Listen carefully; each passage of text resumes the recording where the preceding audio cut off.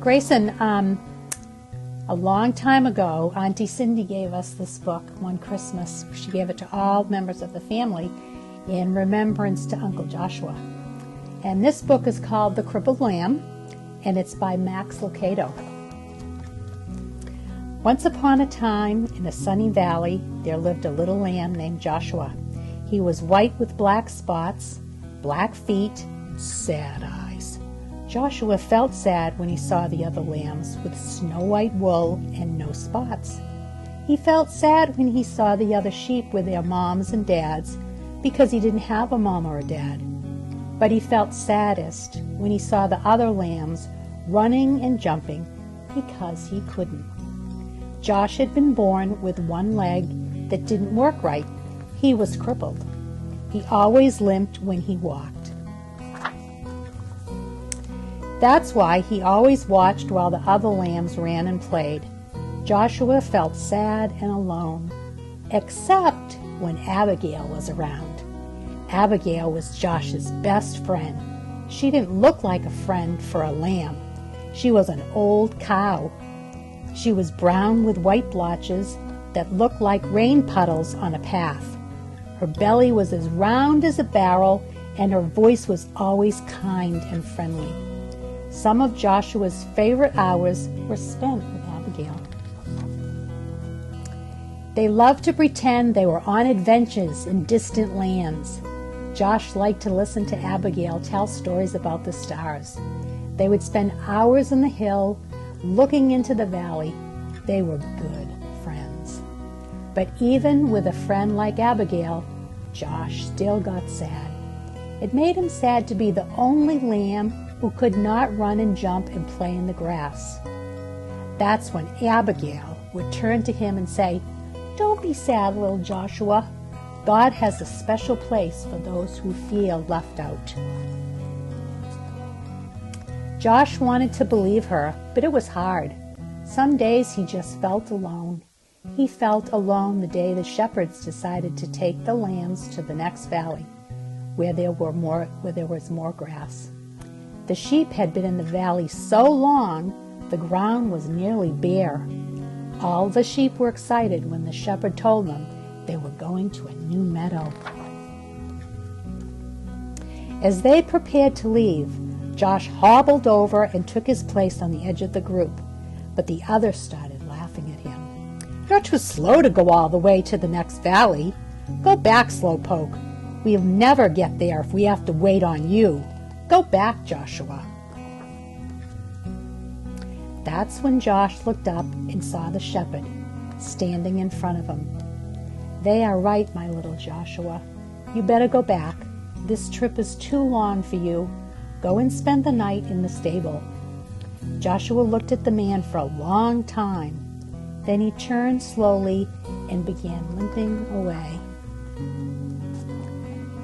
When Josh got to the top of the hill, he looked down and saw all the other sheep headed toward the green grass. Never before had he felt so left out. A big tear slipped out of his eye, rolled down his nose, and fell on a rock. Just then, he heard Abigail behind him, and Abigail said what she always said when Josh felt sad. "Don't be sad, little Joshua. God has a special place for those who feel left out." Slowly, the two friends turned and walked to the stable together. By the time they got to the barn, the sun was settling in like a big orange ball. Josh and Abigail went inside and began to eat some hay out of the feed box. They were very hungry, and the hay tasted good. For a little while, Joshua forgot that he had been left behind. "Go to sleep, little friend," Abigail said after they finished eating.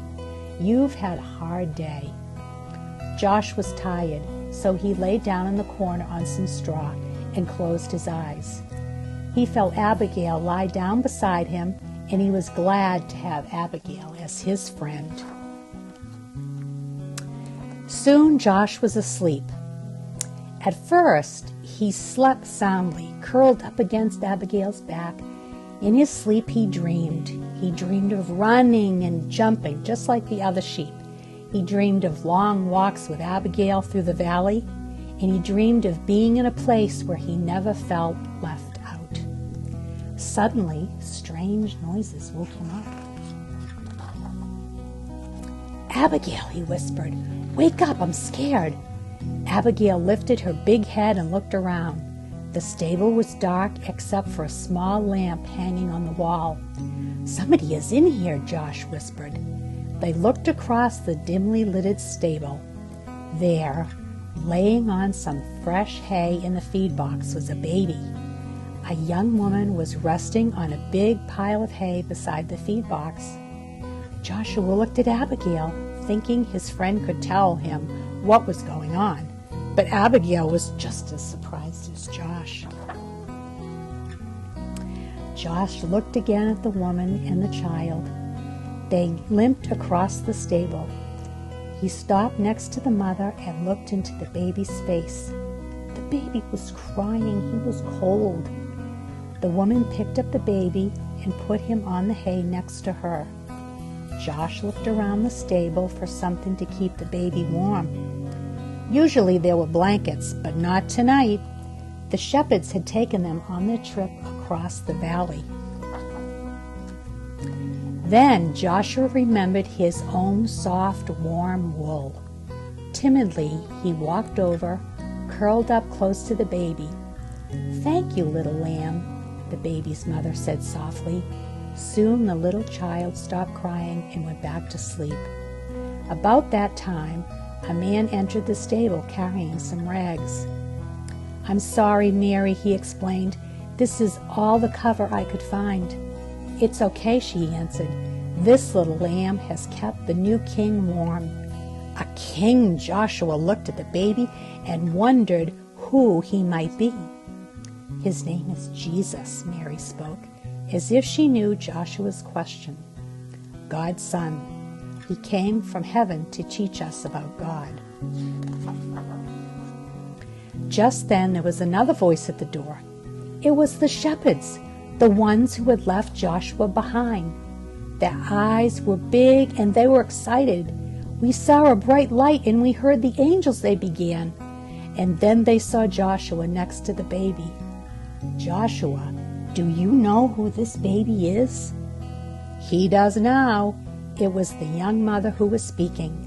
She looked at Joshua and smiled. "God has heard your prayers, little lamb. This little baby is the answer."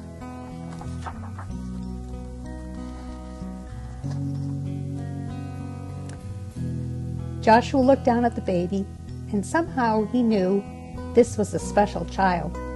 This was a special moment. He also understood why he had been born with a crippled leg.